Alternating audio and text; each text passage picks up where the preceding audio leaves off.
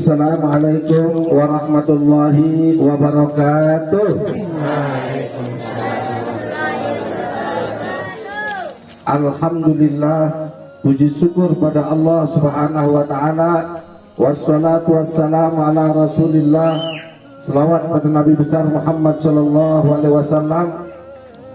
Faqala Allah taala fil Qur'anil Karim, innal insana lafi khusrin illa alladzina amanu wa amilus shalihat wa tawassaw bil haqq wa tawassaw bis sabr. Anak-anak sekalian, untuk memantapkan iman dan juga a'malus shalihat yang didasari oleh iman, dalam pelaksanaannya ada kurang dan ada salah, maka disuruh tawassaw bil haqq wa tawassaw bis sabr, supaya tergapai yang terbaik dari yang baik. Karena dari asal kejadian kita anak-anak sekalian sudah terbaik fitrat Allah.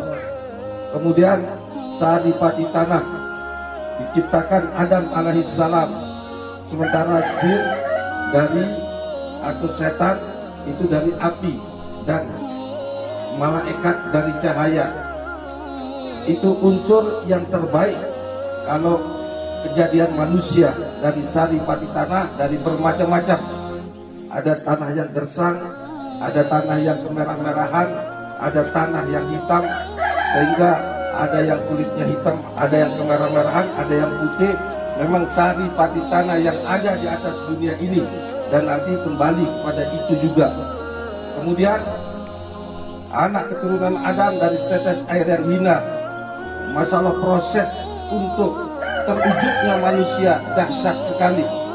Kemudian setelah itu kita dibimbing, dijaga kebersihannya oleh agama, oleh Al-Qur'anul Karim, di mana Al-Qur'an Shadaqalul Azim, tidak ada keraguan di dalam Al-Qur'an. Maha benar Allah dengan segala firman-Nya. Shadaqallahul Azim, dzalikal kitab la raiba fi. Manusia yang membawa agama Islam Al-Quran itu adalah manusia maksum. Sampai di sebuah hadis, bukan sebuah ayat, bukan ayah dari seorang manusia, dan bukan manusia, bukan anak dari seorang manusia, dan bukan ayah dari seorang manusia, tapi dia adalah Rasulullah, bahkan Sayyidul Mursalin, rajanya, tuannya semua Rasul. Kemudian Khatamul Anbiya, dia adalah akhir daripada Nabi. Beliau adalah maksum. Kalau dia salah langsung dibetulkan oleh Allah Subhanahu wa taala. Tanpa ikhtiar, tanpa usaha, dia sudah masuk di dalam surga. Tetapi sekalipun dia maksum, karena misinya bukan sekedar dia yang masuk surga, bukan sekedar dia yang terbaik, tetapi menjadikan umatnya ummatan wasata, litakunu syuhada 'alan nas wa yakuna rasulu 'alaikum syahida, supaya dia bersama umatnya itu masuk ke dalam surga. Sampai waktu mau meninggal dunia, malaikat mau mencabut nyawanya, Jibril mendekat. Beliau tidak tersenyum, bahkan kesakitan. Terperanjat Jibril, kenapa tidak tersenyum? Bagaimana saya tersenyum kalau seandainya umat saya tidak masuk surga? Seindah ini, yaitu jajar malaikat menyambut nyawa,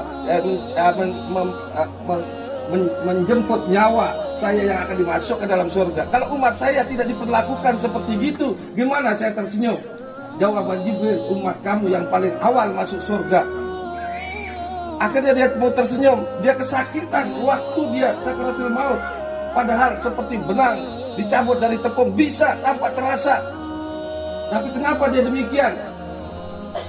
Dia berharap supaya umatnya jangan merasa kesakitan seperti itu di dalam sakaratul maut. Biar dia yang menanggungnya, katanya. Akhirnya dalam perjalanan perjuangannya, tidur di pelepah daun kurma berbekas di pipinya. Makan 3 bulan, tidak makan tidak 3 bulan berturut-turut. Ditoib, lempar, dianggap anak orang gila. Bahkan silih berganti kesulitan-kesulitan itu. Itulah yang dinamakan ujian dari Allah Subhanahu wa taala. Untuk supaya dia itu baik, dan memang bibitnya sudah baik, dan bisa memperbaiki orang lain. Karena faedah daripada ujian itu bukan sekedar baiknya untuk diri kita, tapi baiknya untuk orang lain. Maka kalaulah ujian yang diderita oleh Rasulullah SAW silih berganti, puncak-puncaknya dengan meninggalnya, yaitu istrinya Siti Khadijah, dan juga meninggalnya pamannya. Akhirnya apa salah satu hasilnya? Beliau di Isra Mi'rajkan dari Masjidil Haram ke Masjidil Aqsa, kemudian ke Sidratul Muntaha.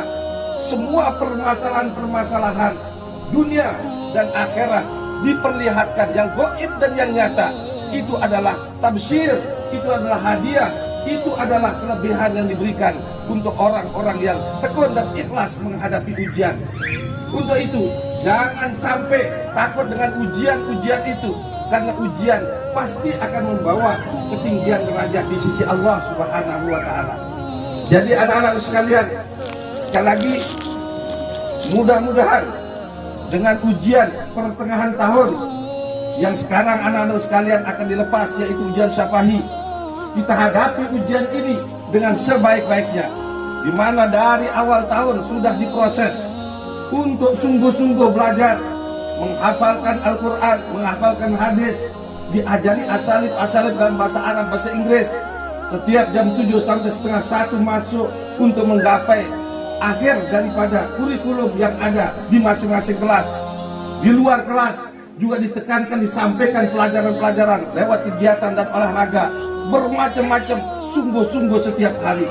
Begitu sekarang akan diuji, kalau di medan perang istilahnya sudah saling tembak, terus kita lalai dan asal-asalan, baik yang berperang, kita semuanya, baik anak-anak maupun guru-guru, asal-asalan, sungguh kita akan merugi. Walal akhiratu khairun laka minal ula. Yang terakhir sekarang ini, abqa, hasilnya akan lebih kekal dan lebih banyak kalau kita konsentrasi. Jadi sekali lagi anak-anak sekalian, semuanya dari guru-guru jangan asal-asalan, sampai hal yang sekecil-kecilnya, pakaiannya, sikapnya, cara menyampaikan soalnya, cara duduk, ruangan ujiannya harus bersih. Kemudian anak-anak juga pakaiannya harus bersih dan bagus, harus mandi. Persiapan lahir batinnya luar biasa, harus hafal. Kemudian lillahi ta'ala, semuanya harus yang sebaik-baiknya, persiapan lahir, persiapan batin, baik yang diuji maupun yang menguji. Sehingga dengan ujian pertengahan tahun ini, bukan sekedar ilmu anak-anak sekalian yang akan bertambah, tapi pengalamannya akan bertambah. Insya Allah pengalaman kalian melaksanakan ujian Syafa'i, khususnya anak-anak, lebih-lebih untuk ustadz-ustadznya, ini dahsyat dan luar biasa. Saya selama di KMI 6 tahun ujian 12 kali ujian Syafa'i. Kemudian selama di tingkat cantriknya hampir 8 kali lebih itu diuji dan juga menguji ujian Syafa'i itu. Akhirnya apa? Masya Allah, berani tetapi sopan. Salah satu yang harus digapai oleh ujian Syafa'i itu, berani tetapi sopan. Itulah akhlak yang modern yang diajarkan kita oleh pondok, dan yang terutama sekali diajarkan kita oleh Allah Subhanahu wa Ta'ala. Kalau dasar ayatnya adalah iza quri'al Qur'an fastami'u lahu wa ansitu la'allakum turhamun.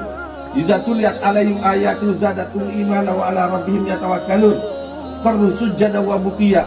Begitu kita mendengarkan ayat-ayat Al-Quran, soal-soal ujian, itu mata kita itu harus dibuka, telinga harus dibuka, otaknya dibuka, hatinya dibuka.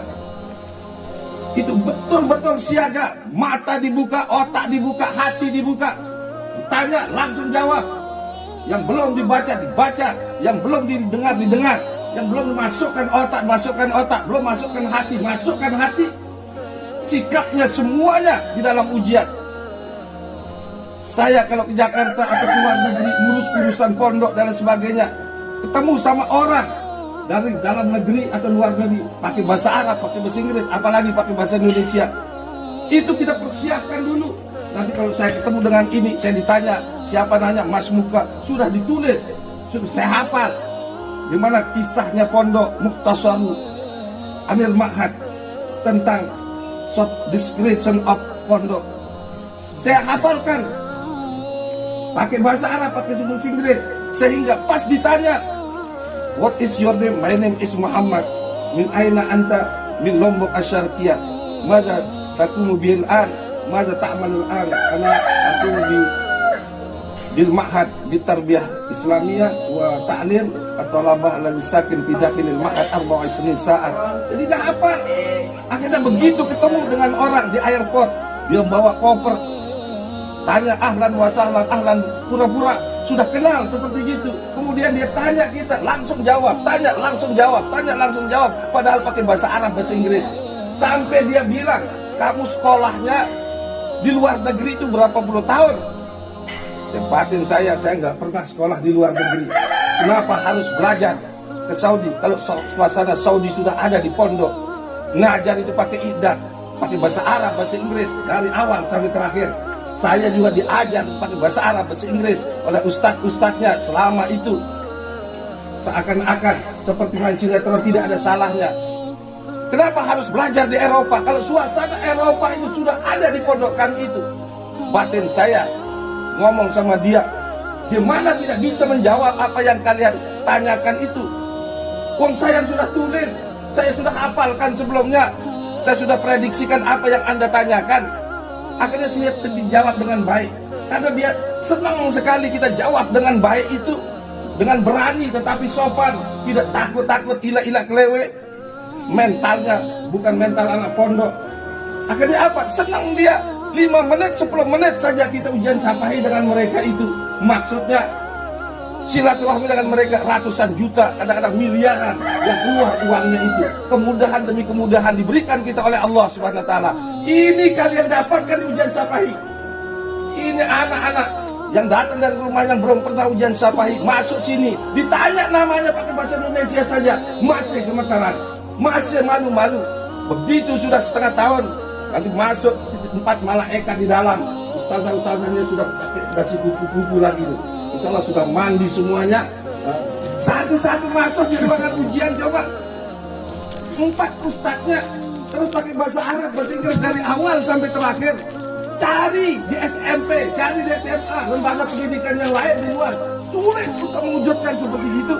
Kalian sudah bisa mewujudkan dan diberikan suasana seperti itu oleh Allah. Masa tidak lebih hasilnya daripada sekolah-sekolah yang lain? Maka sekali lagi anak-anak sekalian harus serius menghadapi ujian ini. Buat suasana-suasana yang luar biasa, bukan sekedar biasa-biasa, supaya kalian lahir nanti menjadi anak-anak yang luar biasa. Hanya orang yang luar biasa yang diserahi oleh Allah SWT untuk menjadi wakil Allah di muka bumi ini, khalifatan fil ardi. Itu raksasa, dia menjadi pemimpin yang luar biasa.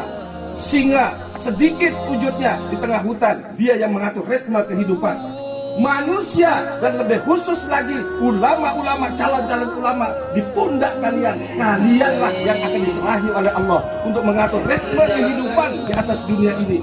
Mau nasionalis, kapitalis, orientalis, atau islamis, maka di pundak kalianlah ritme kehidupan di atas dunia ini. Maka sekali lagi hadapi ujian dengan sebaik-baiknya, supaya ilmu kalian betul-betul bertambah, keberaniannya betul-betul bertambah, ibadahnya betul-betul bertambah. Ini di ujian, masya Allah, kalau suasana sudah ujian di sini, bahkan kalau di Gondar sudah biasa. Di sini sampai jam 2 malam anak-anak belajar itu, sampai jam 3, ada yang sampai pagi. Sholat tahajud, sholat hajat, sholat duha. Di mana kamu dapatkan suasana seperti gitu? Di SMP, SMA itu. Kalau mau ujian itu, mana ada yang mau sholat tahajud, sholat hajat, sholat duha, belajar sungguh-sungguh? Tidak ada. Maka jangan sia-siakan kesempatan yang diberikan kita oleh Allah Subhanahu wa taala. Sehingga saya yakin kalau kalian serius betul di dalam menghadapi ujian, bukan sekedar luar negeri, sekolah-sekolah di luar negeri dibukakan pintu oleh Allah Subhanahu wa taala, sampai di alam gaib pintu surga akan dibukakan oleh Allah Subhanahu wa taala. Man kharaja fi talabil ilmi fa huwa fi sabilillah hatta yarji'a, man salaka tariqan yaltamisu fihi ilman salallahu bihi tariqan ilal jannah. Jadi sekali lagi anak-anak sekalian, selamat ujian sabahi. Mudah-mudahan kita menggapai hasil yang gemilang yang sekian banyaknya, sehingga lahir dari ujian ini bukan sekedar tembus sampai luar negeri seperti yang diujikan Allah Subhanahu wa taala terhadap Nabi Muhammad SAW. Akhirnya dibawa jalan-jalan dari Masjidil Haram ke Masjidil Aqsa sampai ke Sidratul Muntaha. Sepanjang perjalanan dia melihat semua yang terjadi, bahkan bertemu dengan pencipta semuanya, yaitu Allah Subhanahu wa taala secara zat, sifat dan asma, dan mengambil tugas yang paling mulia, alat pencuci luar biasa, alat jumpa dengan Allah yang luar biasa, yaitu salat 5 waktu dari takbir sampai salam. Perkataan, perbuatan dan sikap hatinya seirama menuju Allah Subhanahu wa taala sehingga mendapatkan kebahagiaan yang tiada tara. Aku lupa astagfirullah, innahu al-ghafurur rahim. Assalamualaikum warahmatullahi wabarakatuh. Waalaikumsalam. لا تنسوا الاعجاب بالفيديو والاشتراك في القناة تشجيعا لنا لنستمر بنشر المزيد إن شاء الله.